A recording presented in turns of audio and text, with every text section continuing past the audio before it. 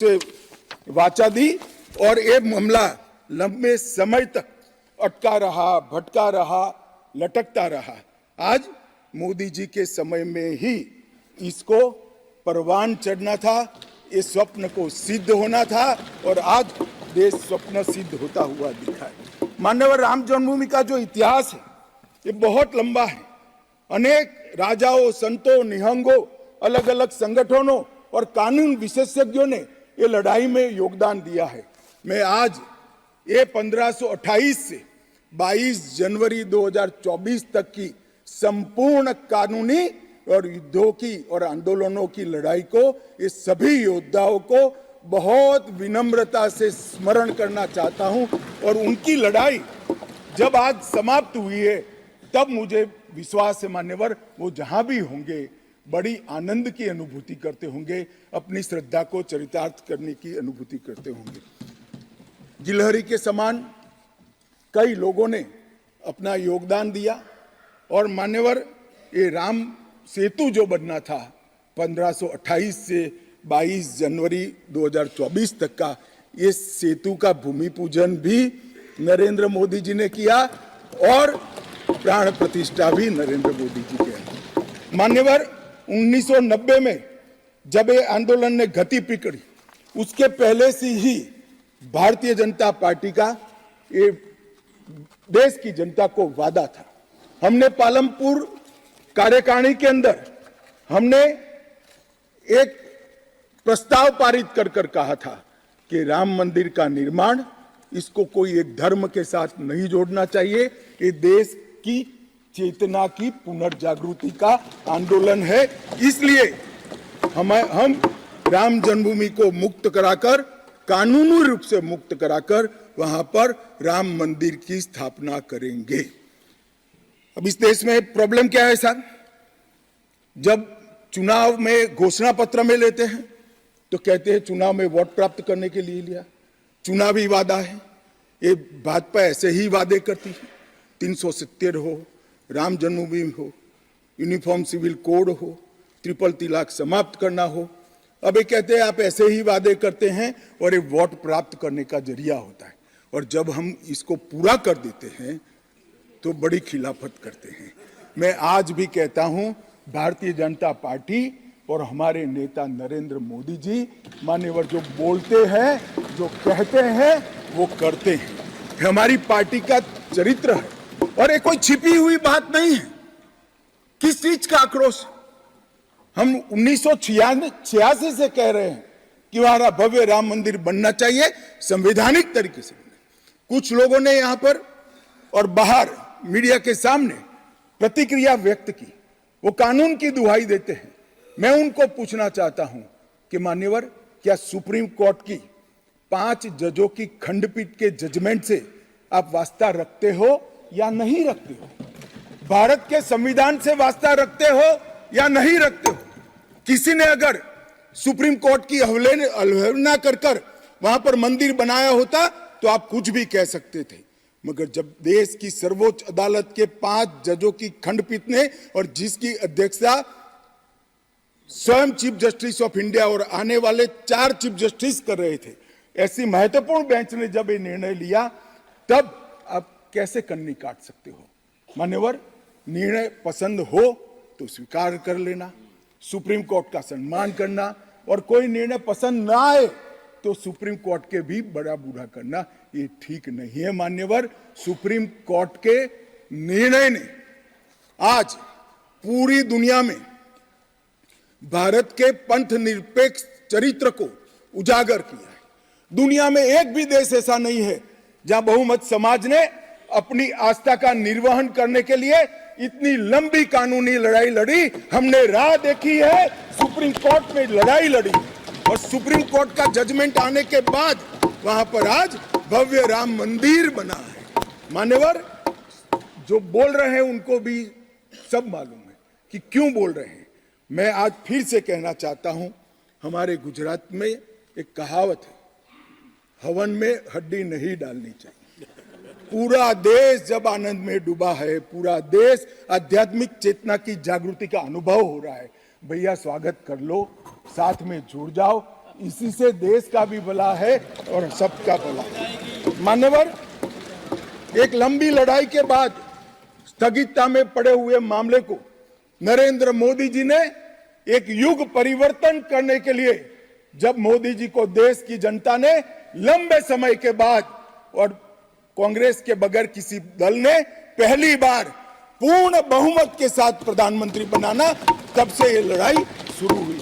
मान्यवर, 14 से 19 तक राम जन्मभूमि मंदिर की लड़ाई चली, उसका ट्रांसलेशन हुआ, सालों लगे, लाखों पेज का अनुवाद हुआ, अनुवाद होकर कोर्ट के सामने गया, बीच में चुनाव आ गया, कोर्ट ने माना कि चुनाव के वक्त फैसला देंगे तो इसको शायद अलग दृष्टि से देखा जाएगा, कोई बात नहीं।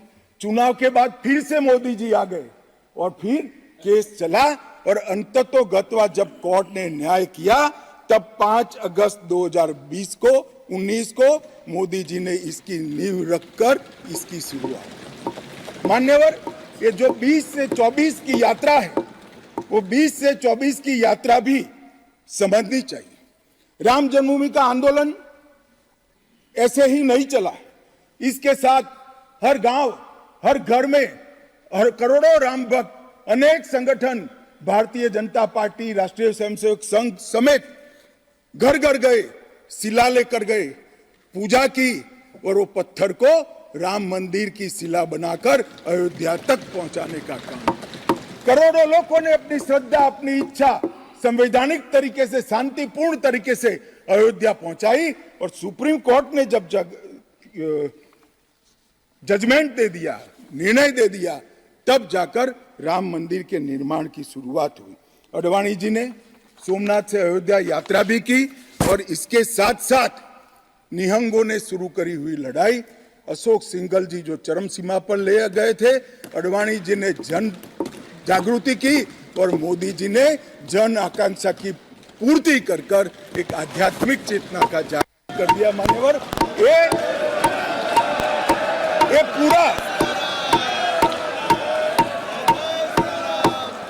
ये पूरा आंदोलन, मान्यवर, जब भी दुनिया का इतिहास लिखा जाएगा, एक डेमोक्रेटिक वैल्यू के रूप में देखा जाएगा कि कोई एक देश अपने बहुमती समाज की धार्मिक विश्वास की पूर्ति के लिए इतने समय धैर्य रखकर सुप्रीम कोर्ट में गुहार लगाता रहे और सुप्रीम कोर्ट के जजमेंट आने के बाद सौहार्दपूर्ण वातावरण में इसकी पूर्ति हो। मान्यवर, ये बहुत बड़ी बात है और मैं मानता हूं मान्यवर कि ये मोदी जी के नेतृत्व के बगैर संभव नहीं था। मान्यवर, मैं इतना ही कहना चाहता हूं कि जब राम मंदिर का निर्माण हो रहा था तब, और जब जजमेंट आया तब, कई लोग आगास लगा रहे थे, कई लोग अनुमान कर रहे थे इस देश में रक्तपात हो जाएगा, इस देश में दंगे हो जाएंगे, इस देश में धर्म के बीच में बड़े विवाद होंगे। मगर मैं आज इस सदन को कहना चाहता हूं, ये भारतीय जनता पार्टी की सरकार है, नरेंद्र मोदी इस देश के प्रधानमंत्री। कोर्ट के जजमेंट को भी जय पराजय की जगह सबकी मान्य न्यायालय के आदेश में परिवर्तित करने का काम मोदी जी के दूरदर्शी विचार ने। और उसके बाद जब समय आया, निर्माण के बाद जब समय आया, मान्यवर, उनको न्योता मिला कि वो आकर भूमि पूजन करें। 130 करोड़ की जनता के वो जनप्रतिनिधि हैं। न्यास ने उनको नेतृत्व करने का, जनता का प्रतिनिधि के नाते जब मौका दिया शिलान्यास करने का, तब मोदी जी के जो पूरा आचरण है इसको ध्यान से देखना चाहिए। मान्यवर, वो आचरण आने वाले अनेक सैकड़ों सालों तक दुनिया के सामने रहेगा और दुनिया के सामने इससे कई लोगों को प्रेरणा भी मिलेगी। मान्यवर, हम सब ने आचार्य गोविंद देव गिरि जी ने जो वक्तव्य दिया वो सुना है। मोदी जी को जब मौका मिला तब उन्होंने रामानंदी समाज के, संप्रदाय के और वैष्णव संतों से पूछा कि भाई प्राण प्रतिष्ठा करनी है, किसी संसारी ने करनी है तो इसके यम नियम, इसके लिए किस प्रकार की उपासना करनी चाहिए, और जो संतों की ओर से सुझाएगा उससे भी अनेक गुना कठोर 11 दिन का व्रत इस देश के प्रधानमंत्री, मान्यवर 11 दिन तक सैया पर नहीं सोना, 11 दिन तक केवल नारियल पानी के साथ उपवास करना, 11 दिन तक पूरा समय राममय, राम भक्ति में रचे बसे रहना और जीवन की उस वक्त की हर सांस को राम के साथ जोड़कर राममय बनकर प्राण प्रतिष्ठा करना। मान्यवर, ये 11 दिन में मां सबरी, गिलेरी, वानर, भालू, जटायु, ये सब के साथ जुड़े हुए देश भर में जो राम के स्थान थे, वहां जाकर राम के काज के लिए गिलहरी जैसा भी योगदान देने वालों को श्रद्धा पूर्वक प्रणाम करने का काम इस प्रधानमंत्री। राम मंदिर का जब भूमि पूजन का समय आया, कोई पॉलिटिकल नारे नहीं लगाए, ना मोदी जी ने इसका नेतृत्व पॉलिटिकली किया, ना हमारी पार्टी ने किया। हर रोज एक राम का भजन अलग अलग भाषा में ट्वीट कर एक भक्ति का आंदोलन शुरू किया। मान्यवर, इस देश में कई सारे भक्ति के आंदोलन खड़े हुए हैं, ढेर सारे आंदोलन खड़े हुए। मान्यवर, इस देश में भक्ति का आंदोलन कोई नया नहीं है। मान्यवर, मीरा ने चलाया, गुजरात में नरसिंह मेहता ने चलाया, रामानंद ने चलाया, एकनाथ और ज्ञानेश्वर ने चलाया, शंकरदेव और माधवदेव ने असम में चलाया, चैतन्य महाप्रभु ने चलाया, समर्थ रामदास ने चलाया।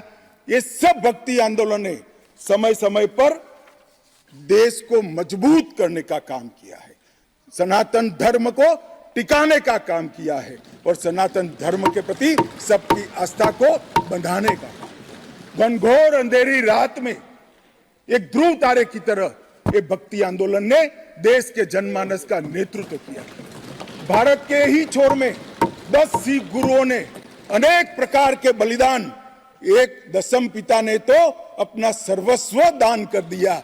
इस प्रकार के त्याग की भी इस देश की परंपरा रही, परंतु ये समग्र भारत के हजारों साल लंबे सांस्कृतिक और राजनीतिक इतिहास में एक शासक ने, एक जनता के व्यक्ति ने, एक जनता के प्रतिनिधि ने अपने यम, नियम, तप और उपासना से भक्ति चेतना की जागृति की, तो इसका एकमात्र घटना नरेंद्र मोदी जी ने की। और मैं तो स्वयं अनुभव कर रहा हूं। मैं उस दिन बैठा था लक्ष्मी नारायण मंदिर में, दिल्ली में बिरला मंदिर में, जो जनता थी, जो लोग थे, सबकी आंखों में आंसू थे।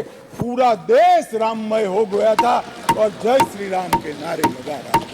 मान्यवर, मोदी जी ने बड़ी शालीनता के साथ विजय के, पराजय के कोई भाव के बगैर जय श्री राम के युद्ध के नारों से पूरी दुनिया जानती है।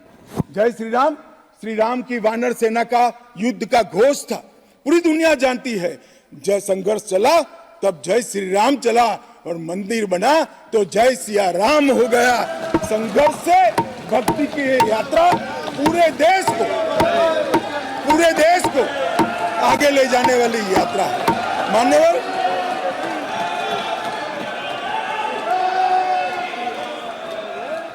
इतने चेतनामय वातावरण के अंदर भी विभाजन की बात करने वाले लोगों से मेरा करबद्ध निवेदन है, समय को पहचानो, एकता के संदेश को स्वीकारो और आगे देखकर चलना शुरू करो, भारत की और हम सब की भलाई।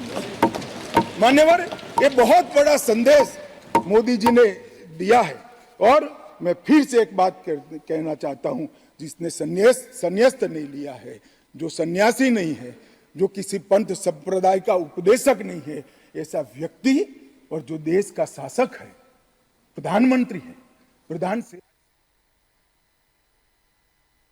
भक्ति की चेतना खड़े, ये दुनिया में ऐसी मिसाल शायद ही। मैं ये जरूर कहना चाहता हूं, इस सदन में खड़े होकर गौरव के साथ कहना चाहता हूं कि मोदी जी मेरे नेता है, मेरे पार्टी के नेता है, मेरे पार्टी के प्रमुख नेता है। मान्यवर मोदी जी ने एक ऐसा नेतृत्व दिया जिसने अनेक समय पर नेतृत्व के गुण क्या होते हैं इसका परिचय देने का काम किया। अच्छे समय में भी किस प्रकार से संयम रखना चाहिए इसका एक उदाहरण स्थापित करने का काम किया और हर समय पर निर्भयता के साथ संवेदनशील, सजग और जन भावनाओं को समर्पित नेतृत्व कैसा होता है इसका उदाहरण दिया। इनके 10 साल के कालखंड के अंदर अनेक प्रकार के पड़ाव आए हैं। माननीय, ये भी राम जन्मभूमि के आंदोलन जैसे ही पड़ाव रहे हैं, क्योंकि जो गड्ढा ये खोद कर गए थे वो गड्ढे को भरकर उसमें महान भारत की इमारत बनाना ये राम मंदिर की यात्रा से कोई कम यात्रा नहीं है। मान्यवर, सबसे पहले मैं कहता हूं कि जो आर्थिक क्षेत्र के अंदर जो बदहाली करी थी, जो पॉलिसी पैरालिसिस वाली गवर्नमेंट थी, सैकड़ों पॉलिसियां बनकर आज 11वें नंबर से 5वें नंबर पर हमारे अर्थतंत्र को ले जाकर एक नीति के आधार पर चलने वाला राज्य, नीति के बनाने वाले नेता कैसा होता है उसका उदाहरण दिया।